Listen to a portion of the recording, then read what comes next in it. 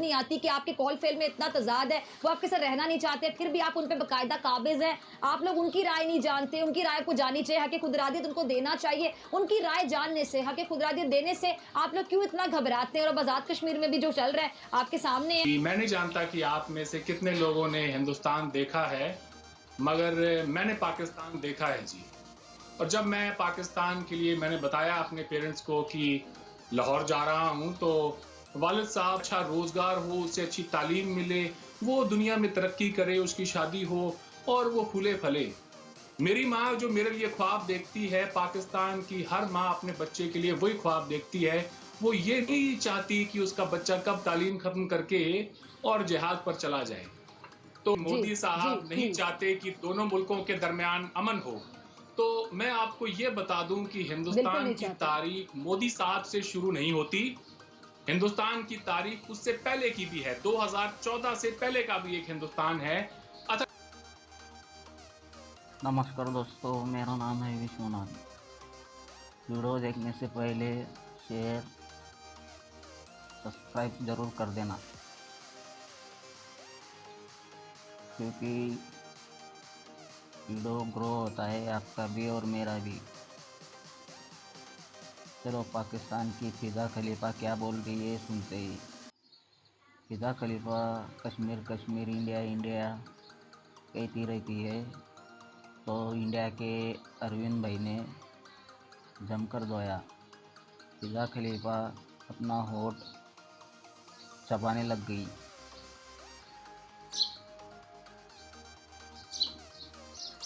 अरविंद भाई ने बोला, जब तुम डिबेट करती हो, बात करते हो, ऐसा लगता है तुम्हारे मुंह से गौरवी गजनी मिसाइल छोड़ रही हो और बम छोड़ रही हो अपने मुंह से।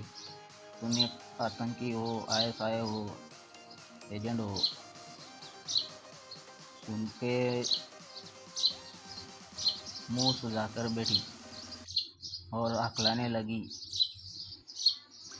डिबेट में बोलने नहीं देती। किस्म की बेहतरी नहीं हो सकती। अरविंद, मैं आपकी तरफ आना चाहूँगी। मकबूजा कश्मीर पे आपका बाकायदा कब्जा है और बाकायदा नाइंसाफ़ी, जुल्म की दास्तानें वारकुम की जाती हैं। फिर आप लोग पता नहीं क्यों कहते हैं कश्मीर हमारी शहरग है, और कश्मीर को आप कहते हैं कि कश्मीर को आप पता नहीं ना जाने क्या कहते हैं, अटूट अंग है हमारा। अटूट अंग के अंग अंग में गोलियां आप लोग चलाते हैं। मुझे समझ नहीं आती कि आपके कॉल फेल में इतना तजाद है, वो आपके साथ रहना नहीं चाहते, फिर भी आप उन पे बाकायदा काबिज हैं। आप लोग उनकी राय नहीं जानते, उनकी राय को जानी चाहिए, हक़ खुदरादियत उनको देना चाहिए। उनकी राय जानने से, हक़ खुदरादियत देने से आप लोग क्यों इतना घबराते हैं? और अब आज़ाद कश्मीर में भी जो चल रहा है आपके सामने है। क्या चाहती है आपकी गवर्नमेंट? क्या चाहते हैं नरेंद्र मोदी? क्या एजेंडा है उनका? जी, सबसे पहले तो आपने मुझे प्रोग्राम में दावत दी, इसके लिए आपका बहुत-बहुत शुक्रिया। मैं आपके सवाल का जवाब दूँ उससे पहले मैं ये बता दूँ कि मैं नहीं जानता कि आप में से कितने लोगों ने हिंदुस्तान देखा है, मगर मैंने पाकिस्तान देखा है जी।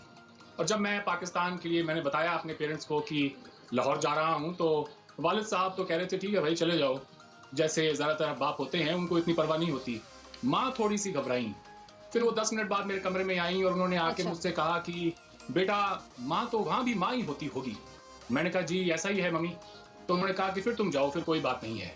तो पाकिस्तान से लौटने के बाद वहाँ पर जो मैंने वक़्त गुज़ारा, उसके बारे में मैंने अपने लोगों को बताया।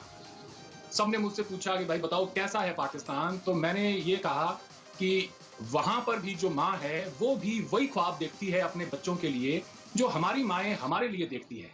वहाँ भी माँ चाहती है कि उसके बच्चे के पास अच्छा रोज़गार हो, उसे अच्छी तालीम मिले, वो दुनिया में तरक्की करे, उसकी शादी हो और वो फूले-फले।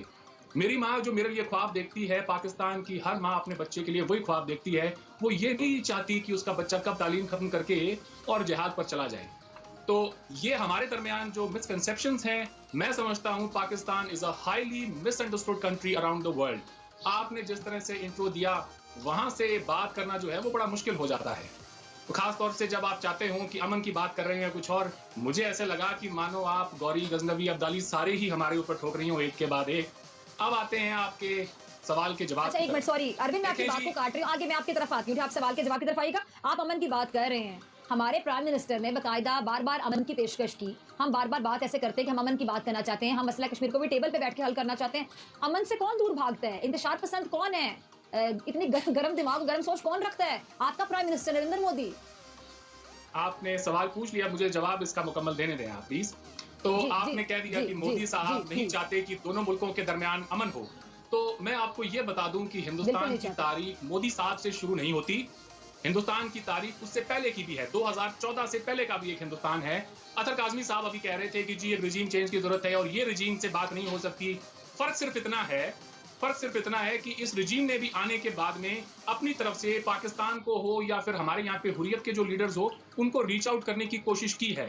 सैयद अली गिलानी को मोदी साहब ने इलेक्ट होने के बिल्कुल फौरी तौर पर उन्होंने हलफ भी नहीं लिया था, उससे पहले उन्होंने अपने 2 एमिसरीज भेजे बातचीत के लिए और उनसे ये कहा कि अगर आप कश्मीर पर कोई हमसे कमिटमेंट चाहते हैं तो हम आपसे बात करने के लिए तैयार हैं, आए बैठें। ये मोदी साहब का जेस्चर तब है कि जब उन्होंने ओथ भी नहीं ली है अपनी। तो गिलानी साहब बकौल उनके वो खुद कहते हैं कि मैंने उनकी बात को सीरियसली नहीं लिया और वो इसलिए कि मोदी साहब का ताल्लुक आरएसएस से है, जैसा कि आपके अभी जो मेहमान थे अतर काज़मी साहब वो कह रहे थे। वो कहते हैं वो उनका ताल्लुक आरएसएस से है, इसलिए मैंने उनकी बात को